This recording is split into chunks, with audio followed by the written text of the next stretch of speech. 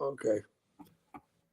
This is Hannibal here from thehannibaltv.com with none other than legendary WCW Booker, also Booker of Florida Championship Wrestling, has wrestled all over the world, including WWF before it became WWE, and had a wonderful wrestling career and has one of the best minds ever in wrestling, none other than the Taskmaster, Kevin Sullivan. How are you doing today? Great, Hannibal. Thank you very much. Did you hear that Jerry Springer just died literally before we started this? He passed away this morning. I saw something come over the phone, but I didn't follow it. Wow. 79 years old. Completely. I remember when he was like had a serious program. Then he went through that crazy, crazy format, right? And the Yeah. Iron Sheik was on it. A bunch of the wrestlers were on it. A lot of wrestlers were paid to act on it. I Yeah. think at least 5 to 10 were. So you never know what's a work or shoot these days. But the reason I have you on is because you're making one of your first trips to Canada in a very long time. Next Saturday, May 6th, in Ottawa, Ontario, Canada, at the Earl Armstrong Arena. Great North Wrestling is relaunching under Executive Vice President Jack Kilby, and you're coming back. You'll be meeting fans, signing autographs, and you're also going to be managing the Blood Hunter on that card against James Storm. But what do you think about coming back to Canada after so long? Oh, I'm really looking forward to it. One of the greatest times of my life was I spent a summer there traveling with Sabu, Mark Lewin, the original Sheik. It was fabulous. We had a wonderful time. And I'm looking forward to this too. Great wrestling country. And at one time, I believe there was no better wrestling country in the world. In Montreal and Toronto, back for probably 30 years, drew more money than any cities in the world. I mean, I remember when Montreal had the two promotions. There was actually two promotions in Toronto, in Ontario, rather. Uh, the Bearman and the Tunny. So I mean, it's a great country for wrestling. I'll be glad to get back there. But we have some great matches there, right? Oh yeah, there's Wes Briscoe's coming back. He was former Canadian champion, the son of Gerald Briscoe. He's a great wrestler. I mean, I've wrestled him many times. Why do you think Wes never got a shot in WWE with his look? And he had a good run in TNA, but for some reason, he just never got to the main roster. And the crazy thing wasn't he world champion water skier? Yeah, wakeboarder, I think it's called wakeboarder. Yeah, wakeboarder. Yeah, and he's a fabulous athlete. I don't know if it had anything to do with it, but he's a spectacular performer, spectacular. And it comes from the line of the Briscoes, who are some of the greatest performers of all times. I'll be glad to see that the company in Canada is smarter than most of the companies in the United States that use them properly. So I'm really looking forward to watching him wrestle. Yeah, I was thinking about it. I know you had no say in where WCW went, but other than that one show that Jacques Rougeau promoted himself in Montreal, and you guys had something like 15,000 for that one, you never came back for some reason. Why do you think that was? I think that this was the North Tower, who was the business end of the wrestling. I think there was some kind of thing about getting permits and uh, working papers, and they didn't want to put in the work to get them. You know what I mean? Yeah, I understand. Guys like I don't think Goldberg ever wrestled really that much outside of Toronto in any of the major Canadian cities. When he was on top, he probably would have drawn Oh, huge. yeah, absolutely. So I know you actually broke in Montreal. Did you ever wrestle in Ottawa before, which is the capital of Canada? No, I've never wrestled in Ottawa, but I mean, I wrestled all through Ontario with the Sheik, and I actually maybe 8, 9 years ago, probably 10, I wrestled in Vancouver, great wrestling town. I mean, I, I, it's great wrestling town in a country rather than a great boxing country. The first fight that went nationwide in Canada on television was that one of the greatest boxing matches of all times. And I know you're a big fight fan. It was Yvonne Durrell against Archie Moore. Archie Moore was the longest tenured light heavyweight champion in the world. And Yvonne Durrell knocked him down 3 times in the first round, and they didn't have 3 knockouts, and the fight was stopped.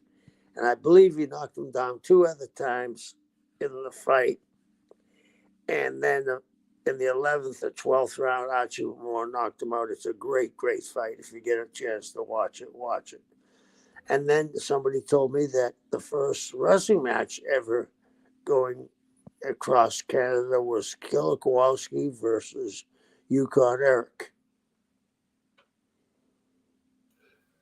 Very interesting. Yeah, Yukon Eric was extremely over. He lost his ear in that match with Kowalski, right? And Yeah, that became a huge gimmick. yeah, it sure did. And they played that up all across the world because after he lost his ear, my father told me that he went to see the matches, uh, return bout in Boston, and it was Kowalski and Yukon Eric in the Boston Gardens at the time, and it was in a major snowstorm. I mean, there's no cars running. The only thing that was running was the subway system. They actually, the magic number to sell out there used to be 13,909, and they sold it out and turned uh, 10,000 people away in a snowstorm. Yeah, that's amazing. We always hear, like in recent years, they'll use a snowstorm as an excuse, but I've heard with Billy Graham too, they've sold out places in the older days with snowstorms. So if people really want to see a match and the angles there, it really doesn't matter what the weather is. Yeah, you're right. I mean, uh, when a town gets that kind of craze for an event, they'll draw whether they're going to crawl over broken glass, as Buddy Rogers used to say. And I just brought up Billy Graham. I'll put up a picture that his son posted yesterday. He's not looking very good these days. That was taken just a couple of days ago. He's been in the hospital for 4 months now, and he's a fighter. I think he's got to be one of the toughest people ever. He boxed in Madison Square Garden, but just most people would give up. He's gone deaf, and he's just not giving up. Well, Billy is one of my favorite people. I mean, Billy is a super nice guy. His wife is actually a saint on earth.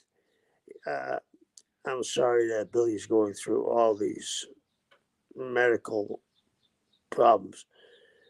I don't want to put you on the spot, but how much do you think the steroids caused problem for him? Health problems. Well, obviously, he took a ridiculous amount of steroids, and one of the things he has right now is kidney dialysis. I know when the Hep C attacked his liver, and he got the new liver from something like a 23-year-old girl, that helped a lot because he had a fresh liver put in his body. But he also has diabetes and skin cancer as well as heart problems. There's no doubt that the heart problems would probably be steroid related as well. But the physical disabilities he has, you have them too. I mean, being in the ring for 30 years or more is also going to take its toll on your body. Yeah, but talking about Billy, I happened to watch. It might have been your uh, YouTube episode where that famous picture of Billy, where he's got the red long tights on and he's got the pose with his arm.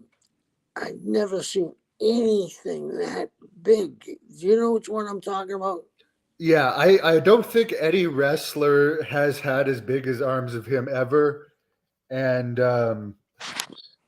I saw the pictures of him and Arnold together, and he actually looks bigger than Arnold. Not as lean, Yeah, but he definitely was bigger than Arnold at several points in his career. yeah. And then that famous pose George Napolitano took of him, where he's standing on a fire hydrant and he's in the middle of New York City and he's giving a side chest pose. His arms look huge.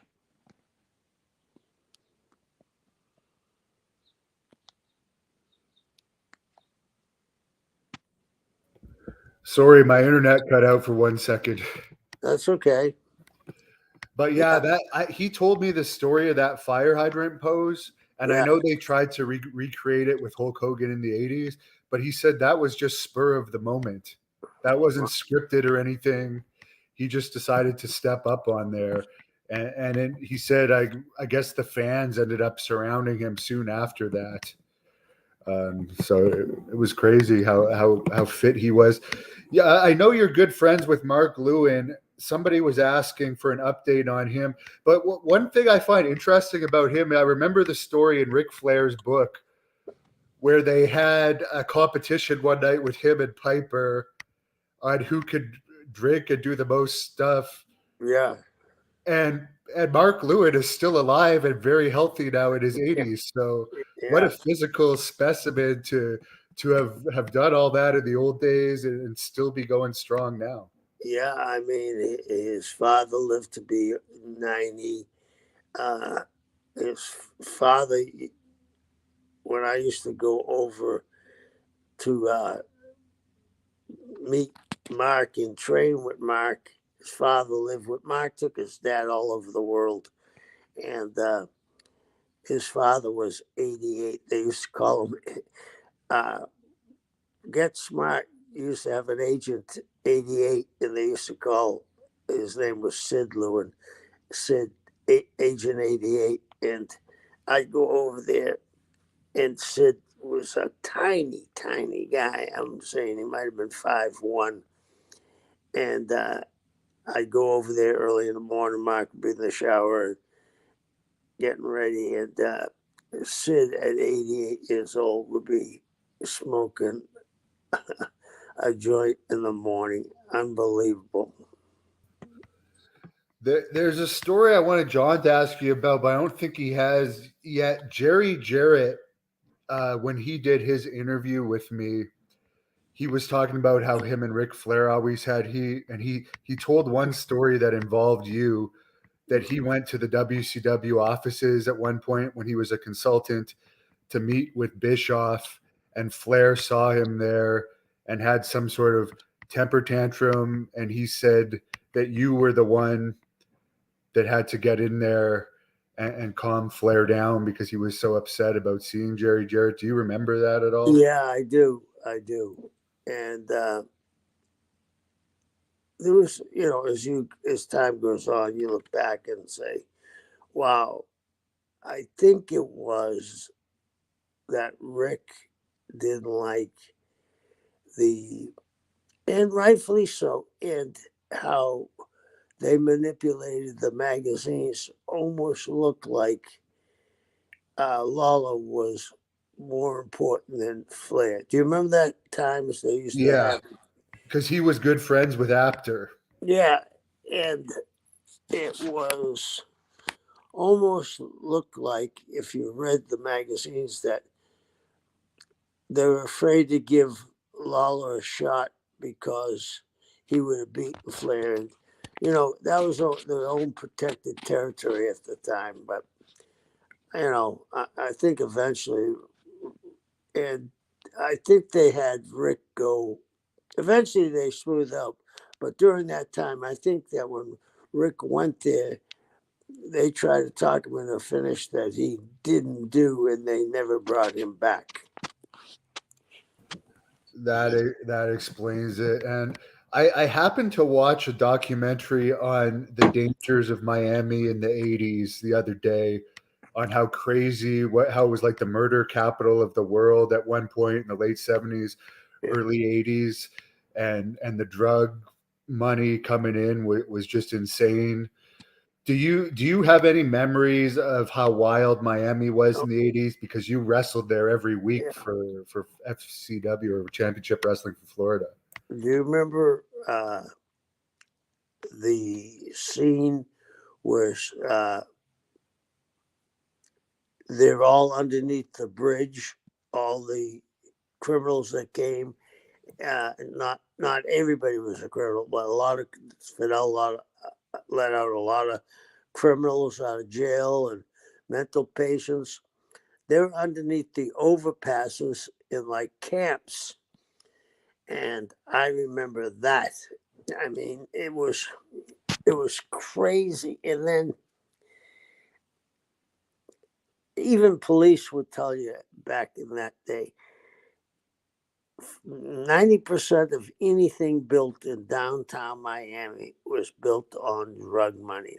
I mean, it was like you would see everybody coming to any kind of event dressed in the nines and cars. I mean, planes, boats. I mean, it was crazy. They actually arrested a town outside of Homestead, Florida City. I think the population was like 2,600. Discounting children, they arrested half the town and put them in prison. They were processing the weed and coke as it was coming through the town. It was just a crazy time. And we had 37 cops working the matches for us, guiding us going in and out, and, you know, taking us outside to the car and stuff. All 37 of them got indicted for smuggling drugs. Yeah, that was in the documentary too. How many cops were getting paid off massive amounts of money by these people that were importing drugs, and there was kids getting murdered. It was just wild and scary. It's with all the insanity back then. Yeah, and one of the things was, when they opened up the floodgates, anybody could come in from Havana. And when Castro wanted to get rid of his undesirables, we accepted them. I mean, and the Cuban American people are wonderful people. I have great friends. My daughter's godfather's a Cuban American, directly one of the first uh, guys to leave during that time. And but they sent, like you see in Scarface, they sent people that had big criminal records.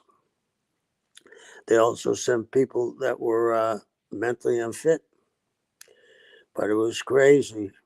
And that's what the town was built on, drugs. Now, for Great North Wrestling, I know Jack Kilby has been talking to you. He has a lot of respect for your knowledge and obviously your success. You were part of those 83 weeks of dominance in WCW. What to get Great North Wrestling back in the relaunch? I know Jack Kilby has plans to run regular events. We do have the Hannibal TV, by far Canada's most popular YouTube channel to air these events on. But what would you like to see, and what do you think is going to take this company to actually have success in the year 2023? Is it a similar formula that's always worked? What would you like to see from this company beginning May 6th in Well, Ottawa?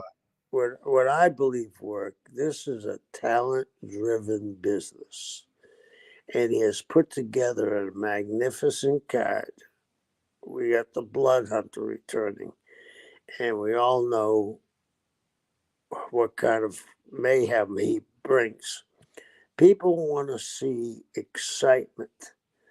And I also think that he's put together a card that gives you a little bit of everything. It gives you high flyers. It gives you, there's going to be a real fight with Blood Hunter and Storm. There's going to be some great technical wrestling, but he's brought, like with Wes Briscoe, he's brought in guys with a lineage of drawing money,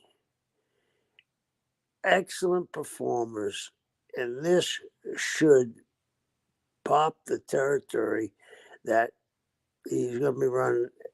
Did you say every 3.5 months at first? I think he wants to run every 2.5 months. 2.5. Okay. Yeah. So after that, I could see him running every month pretty easily because the Blood Hunter did that in Texas, if you remember. We went from 300 people the first show till 4 shows later. We were doing 1,200 people, and everybody kind of jumped on board. Hey, we got to perform our asses off here because the Blood Hunter has just raised his game. And then we had Max, and then we had Moonshine Mantell, and Andrew Anderson had appeared, and we got Enzo Amore, and we got people wanting to Big come. Cass, who's about now in AEW. Yeah, yeah. And we had guys that wanted to be there. It was a place for them to go. So I'm really looking forward to this because I think once the people see the first show, they're going to really enjoy it. I think one of the issues with that company, which at one point was like the hottest company everybody was talking about in 2021, there, probably in the spring of 2021, there was just too many cooks in the kitchen. So the good thing about this one is there's less of an office staff, so messages are going to be less mixed. So Yeah, that's a good thing. yeah, it is. It is a very good thing, and like you said, a lot less. It's a lot more streamlined. Uh, a lot, and you got Jack and yourself are involved, and uh, you guys have been successful before, and I believe you'll be successful coming right out of the chute. And it's good to see that this gives Canada its own product, basically. You know what I mean? Its own product. And I always thought, like I said earlier on the program, Canada and Montreal, and probably Ottawa too. I don't know that history, but Canada, I mean, they had the Rougeaus and the Vachons, two big companies at one time. They both drawn thousands and thousands of people. You had go back a little further in Toronto, Montreal. You had Eddie Quinn. You had the Tunnies. So I'm looking forward to this being a big revival of pro wrestling in Canada. From what I recall from the history I've been told about Ottawa, is since it's kind of in between Toronto and Montreal, we had the Tunnies coming here, we had the Montreal territory, and even Vern Gagne ran here in the past. So we had a good mix, but we've run Montreal before, and there's no doubt that I think that's on Jack Kilby's list of cities that he wants to go to as this continues on. One of the best, as you said, at one point, both of those Montreal companies were running 3 shows a night in the height of the Rougeaus and Vachon's popularity. And although the top wrestlers are making more money than ever now, sadly, there's not as many jobs. But I think the fans are still there because WWE for Quebec, they only come to Montreal now. They used to go to about 6 or 8 towns. So there's a lot of towns that don't get wrestling anymore. So there's potential. Yeah, it's like CWF Championship Wrestling for Florida is restarting, and they have the parent company is CCW. Well, everybody has been down in Florida. Everybody's tried to run Florida, but they haven't been successful. He has shows like Hialeah.